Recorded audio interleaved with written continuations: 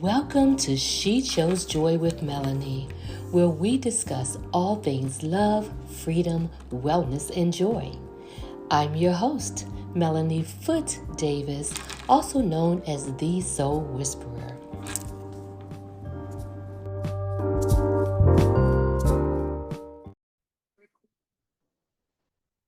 Well, hello there to all my beautiful listeners, and welcome back to She Chose Joy with Melanie. It's really important um, to tap into our joy, and one of the keys to doing so is by loving and living and leading with authenticity and alignment. And so today I'd like to explore something that's very timely and also important. Did you know that we're in this space that's considered Quitter's Day? The day when many people abandon their New Year's resolutions. And I'm not quite sure what the exact date is, but it's believed to be somewhere around the second Friday in January.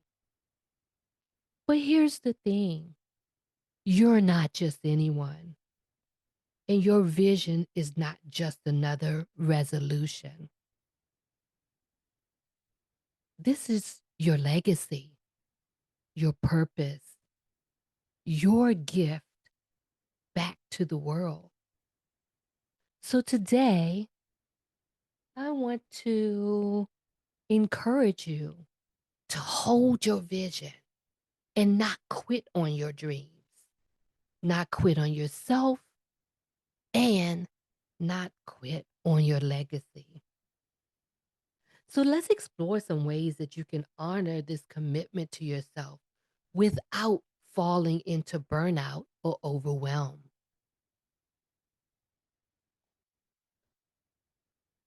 So before we dive into some tips, let's pause and really consider our perspective of commitment. Commitment doesn't mean that you're so committed that you're reaching for perfection.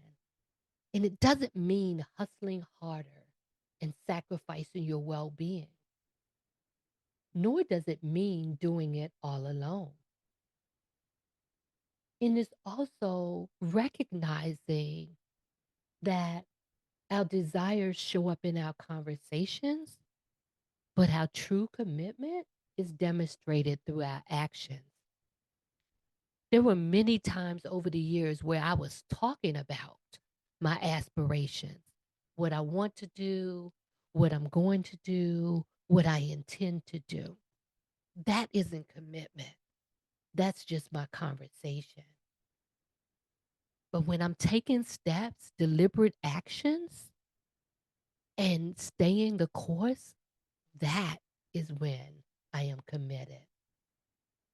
And we get to show up also committed to leaning in with grace when things feel hard.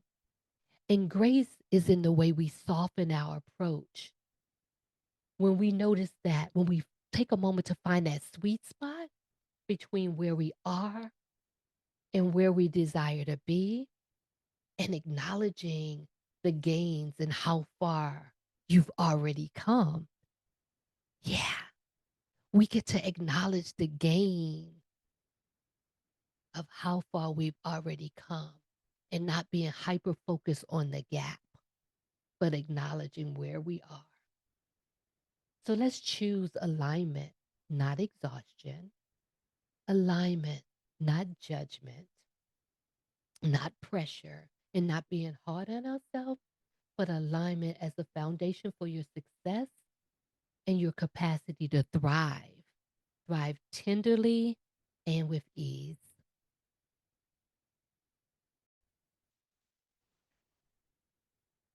So, tip number one, revisit your why. When this journey feels overwhelming, take a moment to reconnect with your deeper why. Like, go ahead and just pause here to reflect upon what matters to you most. What is it about this dream or vision that's so important to you. And then consider the impact it has on you, your family, your community, and those who like who else will benefit? Whose life will be different because you saw this vision through?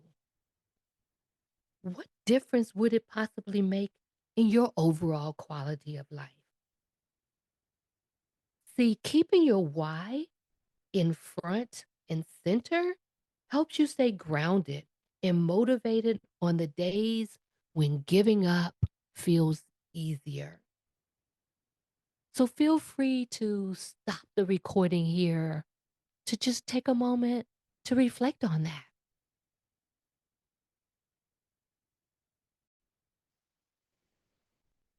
Number two, visualize it to magnetize it. You see, everything was created twice. First in your mind's eye, and then the physical manifestation of it. So, for example, with your home, the carpenters didn't just show up and build your home without a vision first. They had an architect that visualized it, saw it in her mind's eye before ever drafting the blueprint. They envisioned what the home would feel like when you walk into it, where the sunlight would come in, um, what was needed in terms of being able to keep it well heated, well lit. All of these different things were considered and they were seen in the mind's eye, and then the blueprint was drafted. And so that's the same thing as it relates to your dreams and your aspirations. Visualize it. Get curious. I invite you to play with the imagery that you had when you were a child. Don't you remember when we used to play make believe? We could see it, we could feel it, taste it, smell it. So accept all of the possibilities in this visioning process. What is this vision that lights you up and ignites that fire within your soul? Like, really see yourself living in your dream, not just imagining it, but see yourself there. Dream it in full color. Tap into the vibration of this experience. Like, dare to flash forward to see the way that you walk into a room as you're living into your dream. Flash forward as if it has already been actualized. Notice the way that you're celebrated and embraced when you enter a space. Visualize the lives that were transformed because you're seeing the impact of it now in your mind's eye. Really take that into your body and feel the depth and the richness of this experience. Dare to feel into the parts that are so magical and so yummy that it makes your heart dance. Be with the beauty of that. Be with the energy of that. And if you feel called to, take a moment to pause the recording here and write down everything you visualize, everything you could see. Hold that visual reminder to support you.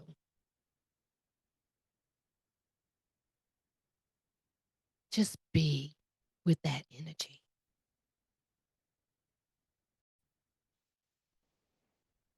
Let's talk about tip number three. Embrace micro steps, not giant leaps. You see, big dreams don't require massive action all the time. Sometimes they just need consistent, small, deliberate, intentional steps. So ask yourself, what small action can I take today that aligns with my dreams and aspirations?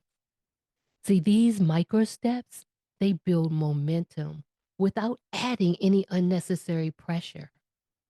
Remember, slow and steady doesn't win the race, it preserves your joy.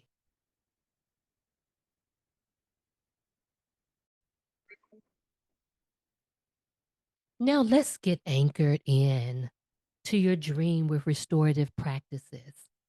That's tip number 4. You see, your vision requires you, a whole, healthy, rested you. Burnout doesn't build legacies, but harmony does. So incorporate grounding practices like mindfulness, journaling, short walks, intentional mindful breaths, naps even, play, all of the things that are necessary to recharge your mind and your body. Making sure that you are also staying hydrating and feeding your body with things that really nourish you on the inside. These moments bring ease, and these moments of ease are not distractions. They're not laziness. These are essential ways to fuel your joy and your journey.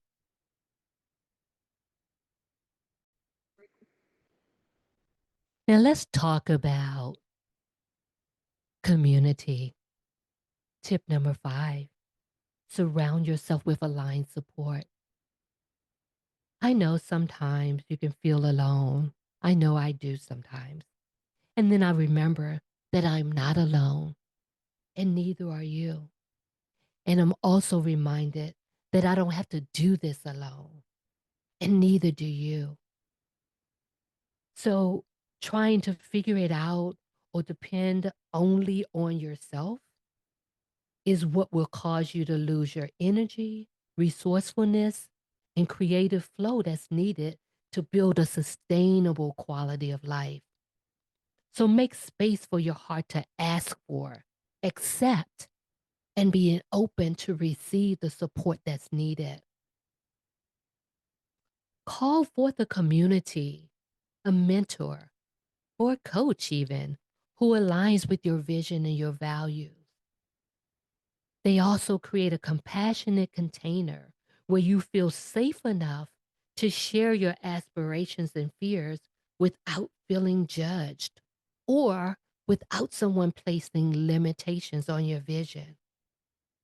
Welcome, embrace, and invite in relationships to be with people who not only uplift and inspire you, but they embrace who you are becoming and evolving into.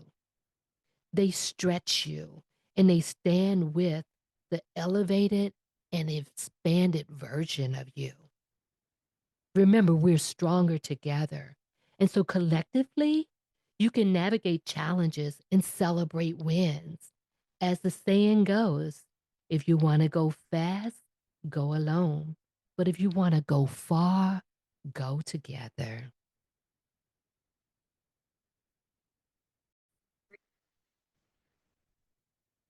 And, we've got to remember to celebrate, right?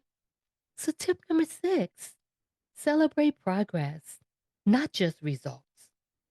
Every step forward is a step worth celebrating. Milestones build momentum. So, we don't wait until we hit the finish line before we acknowledge your progress. I'm no sports aficionado, but one thing I do know when I'm watching football, the fans, they celebrate a completed pass. They don't wait until they've actually scored a touchdown before they celebrate. That's a milestone. And you get to do that with your vision, and you get to do that as you go through your day-to-day activities. So take a moment and experience a moment of appreciation. Appreciate how far you've come, no matter how small that step may seem. it was an important step forward. And joy is in who you're becoming on this journey. So this isn't just about the destination. It's also about what we're learning along the way. So even if your step forward was a misstep, and maybe it would have been more helpful to be a step to the side, there's wisdom there that helps to strengthen your resolve, help to give you insight, it helps to guide your path forward. So remember to celebrate not just your small steps and your milestones, but also celebrate others as well. There's space for us all to win and to live our best lives. And so I mentioned celebrating the success of others because that's incredibly important along the way. Sometimes we see someone's aspirations and it looks similar to ours, but it's really complementary to yours. So being mindful not to compare yourself up or compare yourself down. Comparing up is admiring what someone has. And if I had that, then maybe I would, right? Which could actually also tamper with your own confidence.